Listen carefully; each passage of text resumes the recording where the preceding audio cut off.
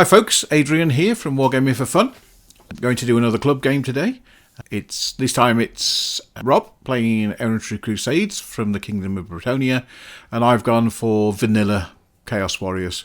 My last couple of games have both been against Bretonnia, one vanilla, one Errantry Crusades, and I'm doing the vanilla Warriors of Chaos today, straight out of the book. Okay. This is where we play at the club.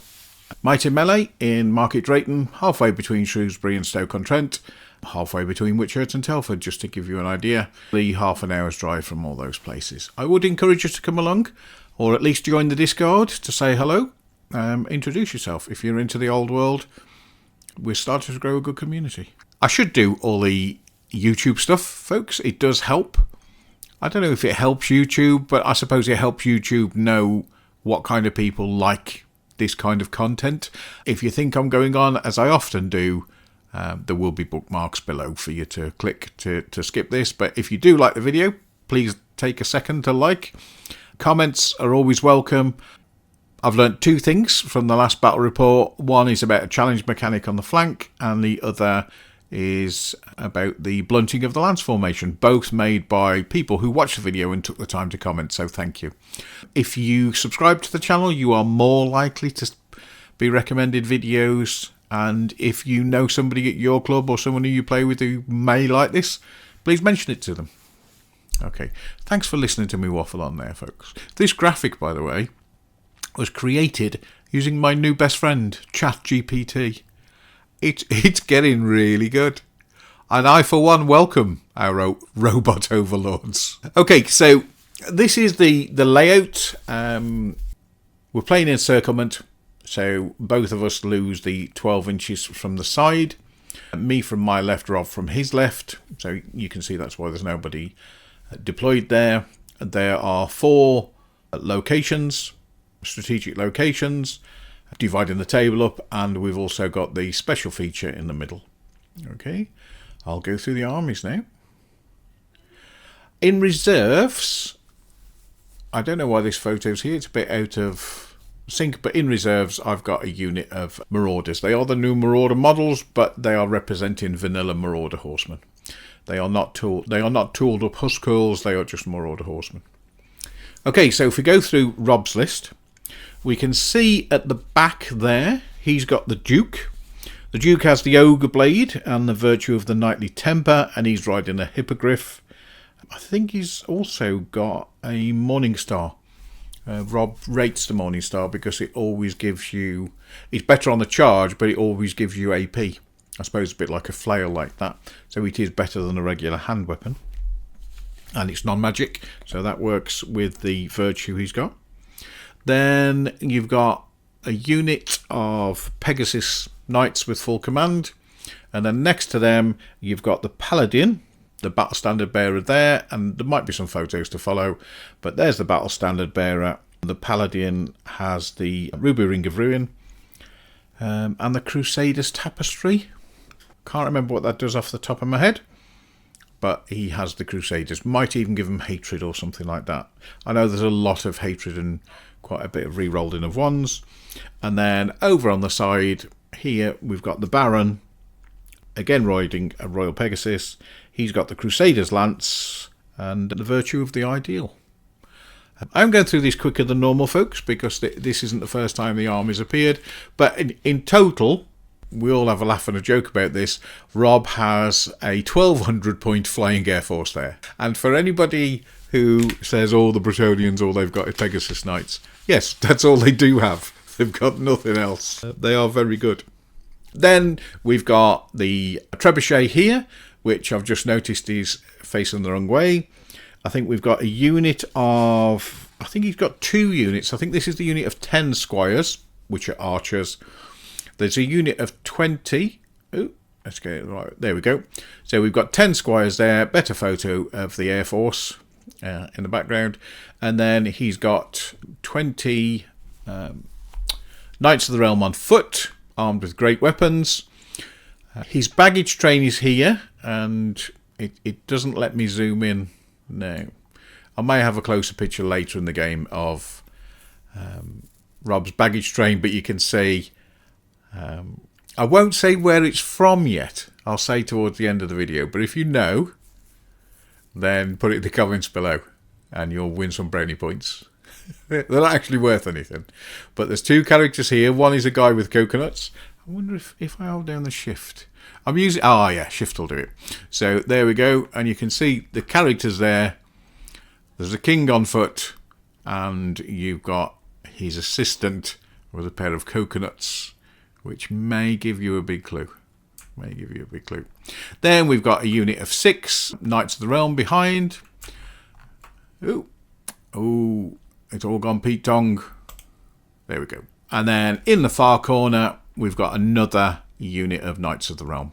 I say Knights of the Realm, they're not. They're the teenage versions of them, aren't they? The Errantry. Knights Errant. That's the name of them. You probably heard me rattling the papers there as I was looking through Rob's list. Yeah, the Knights Errant, which are basically a weaker version of the Knights of the Realm, but they are impetuous. So you have to do a leadership test, and they ain't the best leadership because they're meant to be teenage lads on their first ride trying to prove themselves. I like the fluff behind them, and Rob describes that as the tax that he has to pay to pay this.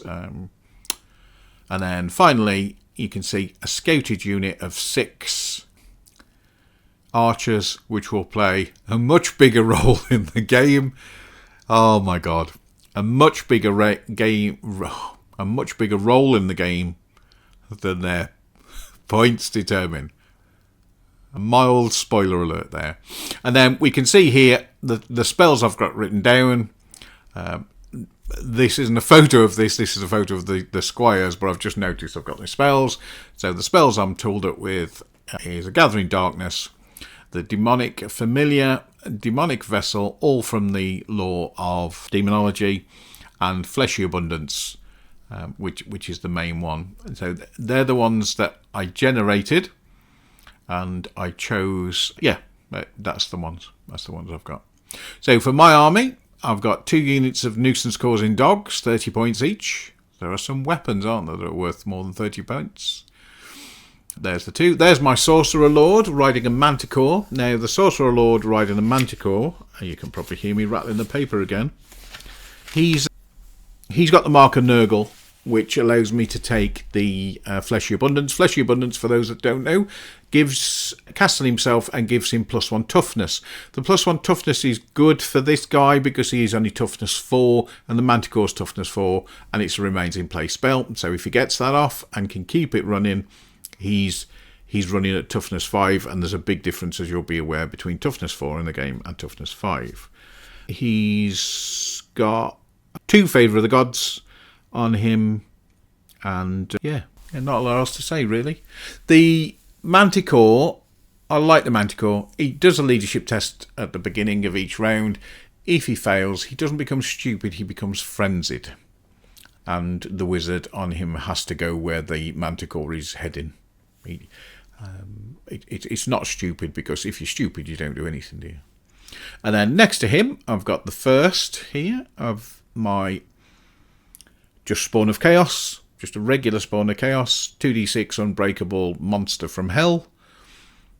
Then there's my baggage train, similar position to Rob's, mine's hiding behind this building. Then I've got a unit of 30 Marauders.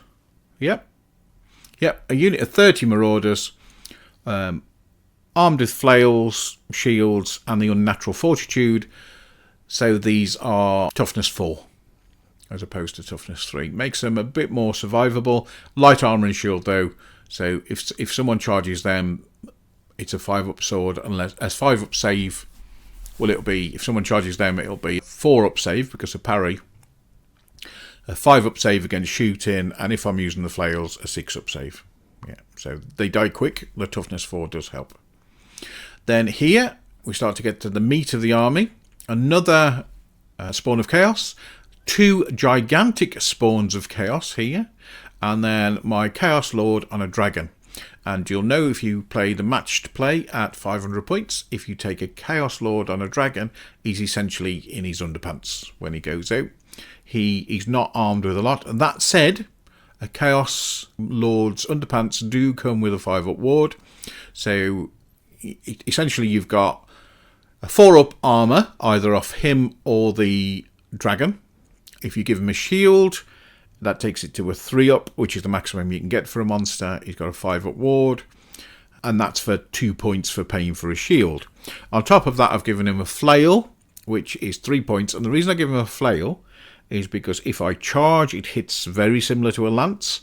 And if someone charges me, it's at my strength, but it's still -2 AP.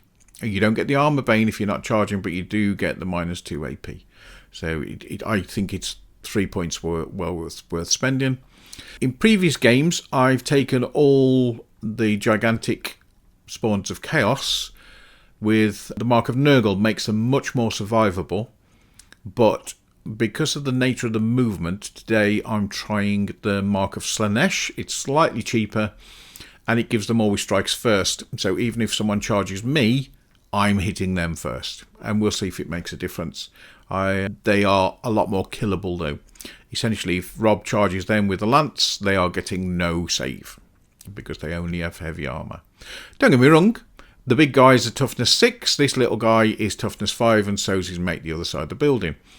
So they can take a beating. For the points, I think they're well worth it. I do think they're well worth it. And there's the other one you can see. Because Rob's praying, so Bretonnians praying gives Rob the 5-up ward save, gives me the first turn. I roll on the Table of Chaos, which I haven't been doing up until recently, because I do worry about being stupid, but because I have a few of the re-rolls, Favour of the Gods, I decided to go for it until I'd burnt those out. So for my wizard, I'm lucky enough to roll a 5, which gives him +1 attack. And then on my dragon lord, he's a chaos lord on a dragon lord. I do roll stupidity on the first one, and then he burns his 1 re-rolling Favour of the Gods and lands a weapon skill. So this fella is now weapon skill 8. Then we go movement phase. On the right hand side, essentially I roll first because there's no charges. So compulsory movement goes first. And this fellow here by the building rolls a mighty 3. These are all fairly consistent. So they move as they do. And then the Chaos Lord on the dragon flies over to keep in the Spawn of Chaos posse that I've got going on here. The Marauders, I can't remember if they move up slightly. At this point they haven't. They look level with the building still. So I don't think they move at all. They're within 6 inches, so why tempt fate? And then over on this side, these dogs are heading off to see to these squires. And these dogs are heading up to this unit of knights to try and blunt the charge, or blunt the lance. If I charge them, it blunts the lance. At best, or at worst, if the knights charge them, it removes the first charge. First charge for Bretonnian knights is quite useful if they're going into a big unit, such as my Marauders, because it affects rank bonuses and the rest. And my wizard, who has no shooting spells, that are going to be within range, has marched, so he can do counter charges if either this Knights of the Realm or the not Knights of the Realm, if these Knights Errant or these Knights Errant move, then I can react according to them. Okay, into Rob's turn. This is the photo from another angle of Rob's baggage train, and you can see here in the background the guy with the coconuts. Hopefully you'll have worked out the movie they're from. Yeah, if you know what movie they're from, drop it in the comments. Many points all round. Okay, and then essentially what starts to happen, Rob starts to shuffle. So this fella moves up. He knows the Knights Errant on the left hand side move up. He's staying, you can't see it here, but essentially this wood is blocking line of sight from the Manticore. So the Manticore can't charge that unit. And these Knights Errants have shuffled backwards They're protecting the baggage train, and Rob knows from turn 2 onwards there's a good chance my Marauder Horseman can come on. So that's why he's keeping these guys back. Rob hasn't got any reserves in his list. The squires kneel, ready to start shooting, as do these guys. The Air Force, the Duke comes over the top of the hill. I think what Rob's doing here is he's put his Duke here to tempt the dragon in, knowing that the dragon is unlikely to kill the Duke in one turn of combat. And then Rob can counterpunch with his Baron here, the Pegasus Knights and the Paladin on this side. So essentially that would be the trap that closes. That's why he set it up. And then I think he keeps his knights back here, his knights on foot. It's tricky when you're doing a description of Knights of Bretonnia, or the Bretonnia, the Kingdom of Bretonnia, because everybody's knights, even the guys on foot are knights. So the Errantry knights, knights on foot, knights of the realm, Pegasus knights, and so on. Lots of knights. Not many peasants for a Bretonnian army. But yeah, that's the movement. And then, yep, slightly different angle, showing the movement. Rob, this photo here looks like these archers take a shot at the Marauders, and one has gone off the back. It's hard to see on this map because I haven't painted them yet. They are work in progress. So there's the guy, the single casualty that these guys have taken. And then he's dropping the trebuchet, which is now facing the right direction, into the middle of these units that I have so nicely put together for him. Yep, he's aiming for the middle, knowing excuse me, knowing that should that template drift, he's going to hit someone. Yeah, there's no wound counter, so it either drifts off too far or it misfires, or doesn't hit anything. I would look at there. We can see that the archers have killed a dog. Dog, though, isn't 25%, so they don't take a panic check yet. And I think that's it for round 2. No, for round 1. This is into round 2, isn't it? The beginning of round 2.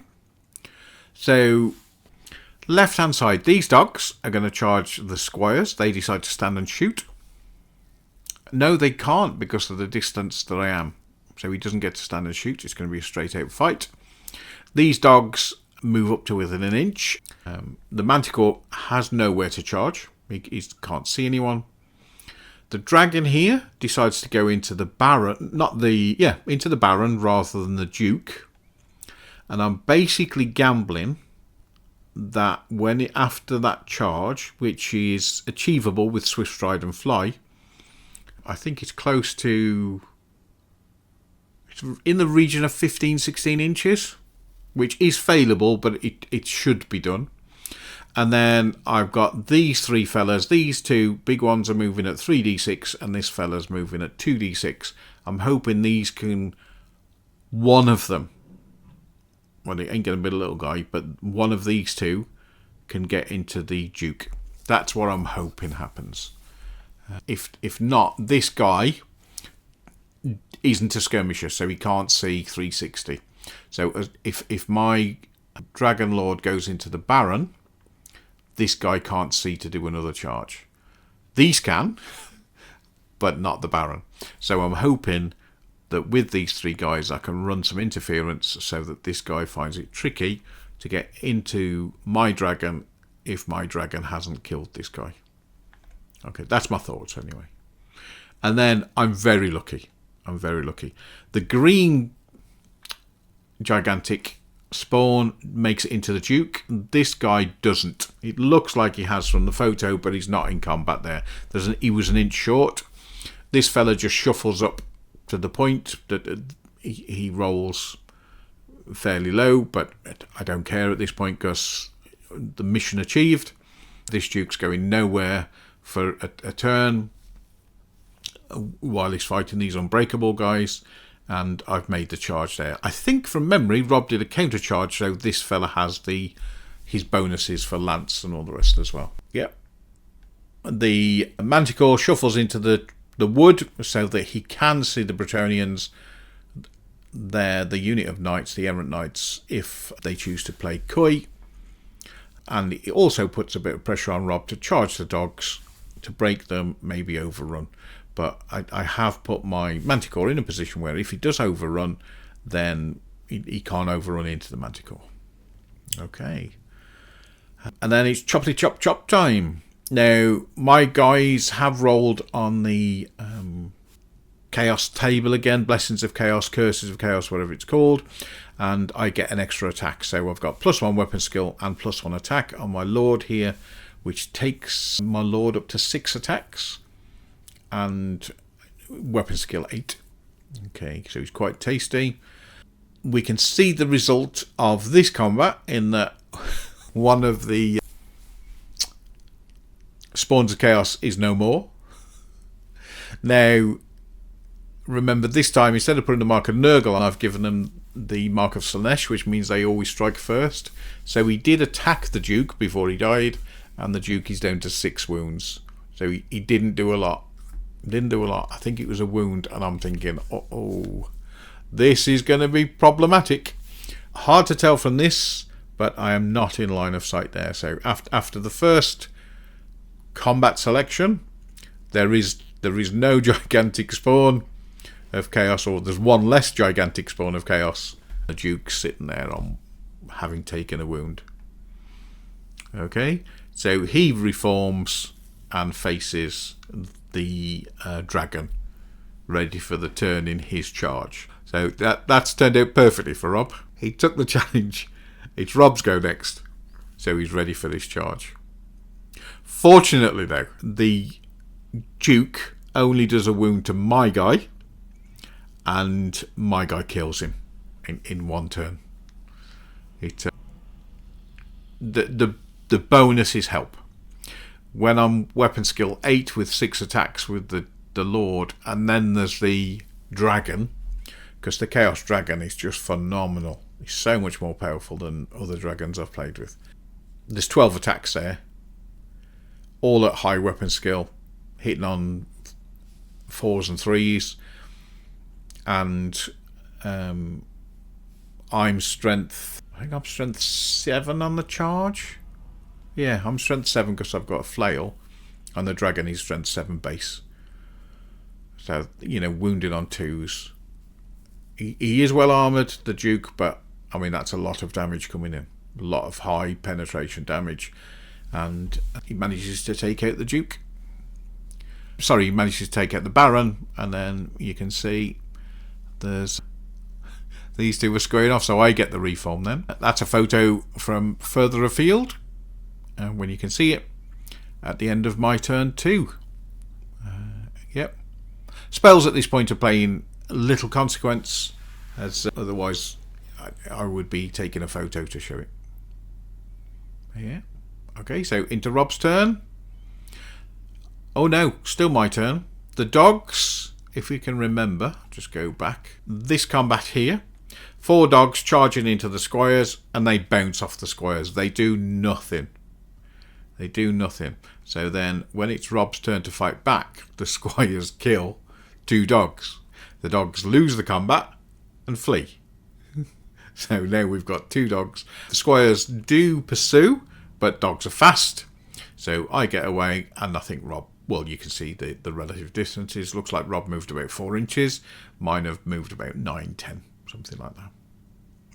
Then Rob decides to charge, and the reason we got the double one here, Rob decides to charge with both. Yeah. So Rob charges with both the Duke and these knights on foot. And you can see that's a very short distance. Now these have got a bonus, I think. Because they're a regiment of renown, the Errantry Crusade, I think they get a bonus to the movement. So Rob's guys are on foot, which is a 4.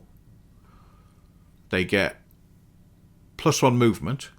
And Rob needed a 2 on 1 of 2 dice to make the flank charge into the Chaos Lord. And then he rolls a double 1. That's why we've taken the photo. So, yeah. So then it's a failed charge, and then his errant knights charge into the dogs. I can't remember whether they failed their impetuous test or whether Rob just takes the charge, but they're going into the dogs. Dogs decide to stand, and then yeah, that's it from a different angle. You can see that the Pegasus Knights and the Paladin have charged the flank of the other gigantic spawn. So it's not looking good. When you see how quick the other one went down, I'm at this point thinking, I'm questioning my life choices at this point. I'm thinking maybe I should have gone for Nurgle rather than Slaanesh. But Slaanesh seemed good on paper. But I did only do a wound to the Duke. And now he's been hit by a lot of Pegasus Knights. Yep, the Knights, they on foot, they just move forward the dice distance. I think it was 2 inches in total. 1 dice plus their 1 move. In the shooting phase, they shoot and don't do any damage to the dogs. They're probably still laughing their head off that they've just killed 2 in combat. Rob takes a shot with the trebuchet at the Sorcerer Lord. The 2 here doesn't mean that he only has 2 wounds left. He's got 2 marks of chaos basically, and they're both for a +1 attack, I think, or something like that. I need to print off more of those grey tokens. So when Rob's Errantry Knights, or Knights Errant, charge into the dogs, he gets 6 attacks. He hits 5 times, and then to wound, he does 1 wound, basically. Now these dogs have no armour. They die. If you wound them, they die. And yeah, missed opportunity there. He did have some awful rolls at key times. And then the horses attack, and the horses do the business. So they kill 3 of the remaining ones, leaving a solitary wolf who fights back and does nothing. The Duke and the Baron get it on, and you can see there the Duke is down to 2 wounds, I'm down to 5. So there is much wailing and gnashing of teeth. The Duke is doing a good job of standing up to the dragon. We've made a note of that roll. So I'm guessing that's the dragon's attacks, because the dragon has 6. Mind you, so does the Baron. But I think the sequence of events would be my guy on the back, then it would be the Duke, then it would be the dragon. And yeah, the dragon's attacks do nothing and could have killed the Duke but didn't. There we go. So yeah, Rob's charge and my guy's attacks. I think from memory I killed a Pegasus Knight and did a wound to another one. And in total Rob does 4 wounds to me. Because, you know, my guy's still toughness 6. Yeah, he's only weapon skill 3, but he's still toughness 6. So he was quite lucky there to take that and not die. The little Chaos Spawn has taken a wound, and I think that's from the shooting up here, the archers. So this photo's after movement in turn 3. We can see the Manticore has charged the Knights Errant on the left hand side. We can see neither unit of dogs have rallied. We can see the little spawn of chaos is moving over to help out my Dragon Lord should this combat continue. And we can see that the other little spawn of chaos has made it into the Pegasus Knights. So there's, I think from memory, there's 2 Pegasus Knights, normal Pegasus Knights left alive.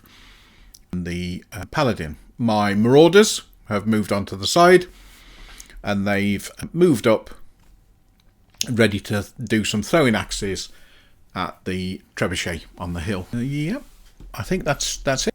There's a fight phase here where the wizard Manticore, the wizard on the back of the Manticore, who has he's got that new weapon that always wounds on a 3-up. More so for the AP of that weapon. -3 AP is brilliant. It will go through knights more effectively than a lot of other weapons. Certainly more than an enscrolled weapon will, or ensorcelled weapon. Okay, here we can see my dragon is down to 5 wounds. I didn't at this point do the chaos tables anymore. I thought I'd push my luck as far as I would, and I didn't want any of my characters being stupid. So I held off for the rest of the game. We can see the combat is continuing here between the Dragon Lord and the Duke. There's much wailing and gnashing of teeth here. Now we've zoomed in. We can see the state of affairs from the last round. Both the Spawn of Chaos, though, of various size, will be going first. So they'll get their attacks before they die. My Sorcerer Lord, on the left-hand side, wins combat, but not by that much. But it's enough for the Knights Errant to take a check. They fail the check and they flee off the table. And then my Marauder, I keep saying Marauder, then my Wizard, Sorcerer Lord, on the back of the Manticore, does manage to restrain and reform. The Duke and the Dragon are going at it, and that's the state of play after the combat. So we can see my Dragon manages to finish off the Duke and then overrun into the archers, and the Bretonnians, because they're using hand weapons at this point rather than lances, it's tough for them to do any wounds. My guys go first. They kill the 2 remaining Pegasus, which is 3-4 wounds, and then it's the big guy against the Paladin. From memory, these Marauders do nothing with their throwing axes to the... So that's the end of turn 3. Into Rob's turn 3. He's shooting. He kills another couple of Marauders with both the archers and the treb.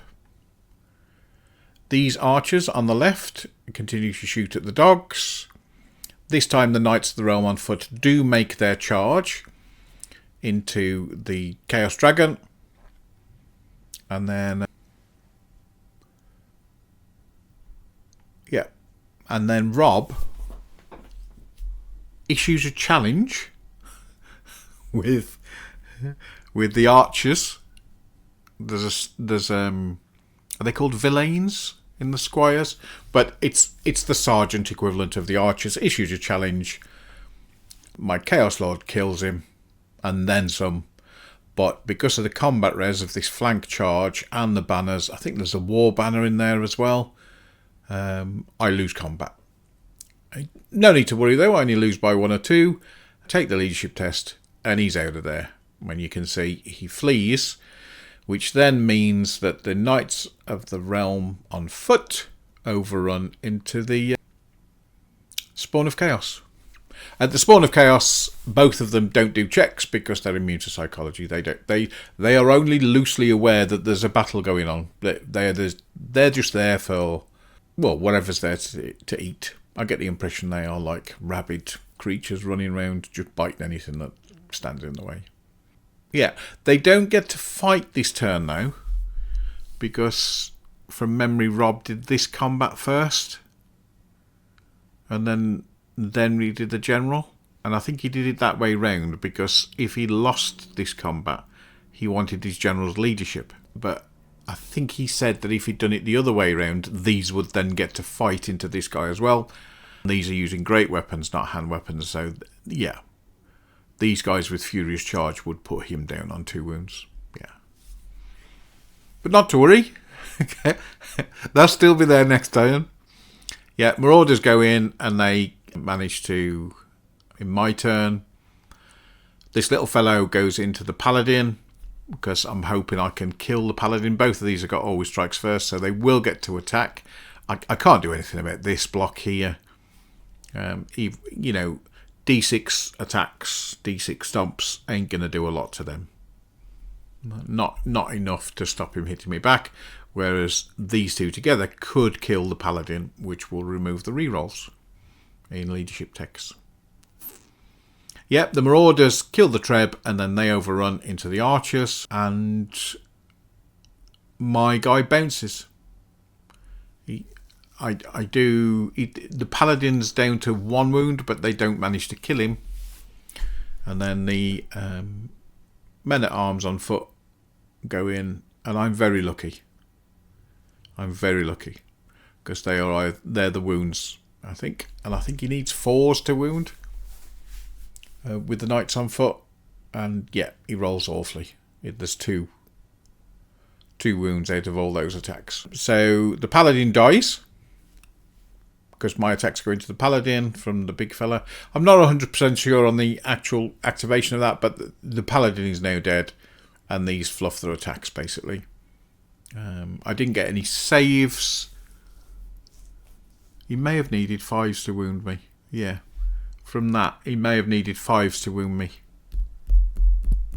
But obviously didn't. Which is quite fortunate for my Dragon Lord, because it gives him chance to get away. This guy here is dead. He's there because I haven't picked him up yet in the photo. And this fella is getting ready for the charge off the knights. And I am at this point liking the always strikes first rather than the Mark of Nurgle. It's, I mean, different for different situations. A key point here, which will become apparent later though, is that my marauders move up, because it's turn 4, with one eye on standing here. I am within 6 inches of this point here, so I'm still collecting the 30 points. The reason I'm not making a big deal of the points is because me and Rob are essentially cancelling each other out on the points. My guys are moving to the middle, where I'll get 200 for this at the end of the game. These dogs have rallied from memory, ready to be shot at again. Rob's lining up to shoot the dogs. I don't know why I've got that photo of dice. That's 6 attacks. So for some reason, I've done that. You can see the knights on foot lost 2 guys because my guy went first. Sorry. The knights of the realm on foot have lost 2 guys. And the gigantic spawn of chaos is no more. His remaining 2 wounds have gone. The marauders and the squires duke it out, and the marauders kill the squires. Flails will do that. Yeah, marauders on the charge against archers can be okay. So they have more than paid for their points, having killed both the trebuchet and the unit of squires. And then this is a comedy gold moment. This dog that is fleeing runs through the units of marauders who fail their leadership 9 test. And I have no rerolls in my army, so they are fleeing. But no need to worry, because they'll be checking again on an 8. Leadership 7 plus the musician, leadership 8 in my turn. Because of that bloody dog. Yep, my Dragon Lord manages to rally at the beginning of my turn, ready to face these Knights of the Realm on foot. And I think Rob did 2 wounds to me. I did 1 to him, gave ground in his turn. So my Spawn of Chaos is there ready for round 2. Rob charges in, issues a challenge again. From memory, Rob wins the combat. I kill my guy. My general goes first. My general kills his guy with a wound to spare. So that's given me a combat res of 2. That's all I've got. 3 because this guy gets closed order because he's a dragon with 10 starting wounds. And so that gives me a combat res of 3. Rob has 2 ranks. His banner and the war banner, which gives him 4. So he wins combat, but my guy stays where he is. So this is the last photo of the game. It's turn 6. We decided to call it there, not because the game was necessarily over, but it was time constraints. We talked it through. We did a couple of key rolls to help us talk it through. These unit of marauders failed their leadership test, so they would have been off the table. That 350 point unit who are fleeing because that 6 point dog fled through them. So that is a big turnaround in that I wouldn't be claiming this 200 point thing at the end, and I've lost an extra 350 points. So the Sorcerer Lord failed his charge there, so this unit here are safe, and they at the end of turn 6 would probably end up holding this point, and my Sorcerer, my Chaos Lord would start wailing on this unit of Knights of the Realm on foot. And I think he would do all right against them, because essentially with the dragon, there's 12 attacks going into them, all at -2. And then the stomps, which are automatic hits. So, you know, they're going to lose quite a few. On average, off the top of my head, I would say 7 or 8 are going down, and Rob ain't going to survive that. He can't challenge me anymore because there's no characters in there. Whether they would break or not, we don't know. He could still well outnumber me. I would need to kill 6, 7 for him to stop outnumbering me. So Rob was convinced at this point that he'd lost, and I was convinced because of these breaking that I'd lost. We're looking 1,400 points that Rob's lost. My Sorcerer Lord is still there for 500, and my Chaos Lord on the Dragon is still there for 500, so that's 1,000. These are about 100. The Marauder Horseman, 100 points. So I've got 1,100 left, so I've lost 900. So I win by 500. It could have been a lot more if it hadn't been for this 6-point dog. All because if I hadn't moved these forward, that dog would have just passed straight in front of them. But I moved them forward not thinking about the dog. Because I think at the time I moved them forward, there was 2 dogs ready to be shot at again. Things that you got to look at, and this is why I love this game. A dog running through a unit of, 27 butch marauders ready for the fight, decide to piss off and then fail two checks. So yeah, it swung both ways. We had luck both ways. I think Rob's baiting worked well, and I think I was very fortunate in that my attacks were going first, so it minimised the attacks coming back. On a different day, it could be very different with the same trick. Well, you saw in the first game that we had, it was different. The dragon, the Chaos Lord on dragon for 500 points is immense. Like I say, he's in his underpants, but his underpants are the 5 at ward. He hits like a train. I was lucky with the +1 weapon skill, because it meant I was hitting Rob mainly on 3s instead of 4s when fighting his characters.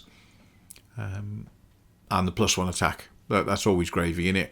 If you're normally hitting on, if you normally got 5 attacks and it goes to 6, what's that? An extra 20% attacks. So I was lucky there. Sorcerer Lord didn't pay for his own points, but he got a good threat range, and he essentially did the left-hand side on his own because Rob had gone for a type of refused flank again.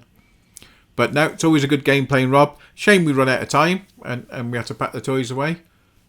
Not the kind of channel you come to learn things. It's more about having something on the background while you're painting. I think I took a few photos, and if we're going to talk about see if you got the movie right, that guy, the baggage train and the 2 guys in front, that is King Arthur. I forget the name of the character with him. He basically goes behind him clacking the coconuts. They are from the Monty Python movie, Monty Python and the Holy Grail, I think it's called. And if you got that, well done. Well done. Like I say, lots of brownie points for you. Again, just a quick reminder, folks, at the end of the video, if you've liked this in any way, please give us a like. If you spotted we did anything wrong, or you could offer us tactics. Tactics are an optional extra on this channel. We tend to go with a vibe rather than tactics. But by all means, if we've done things wrong, let us know. If you like things, if you got the movie right, let us know. If you subscribe, you're more likely to get recommendations from YouTube. And if you think there's anybody else who will like it, please pass it on. Take care, and I'll catch you in the next one. I think the next one's against dwarfs. Take care.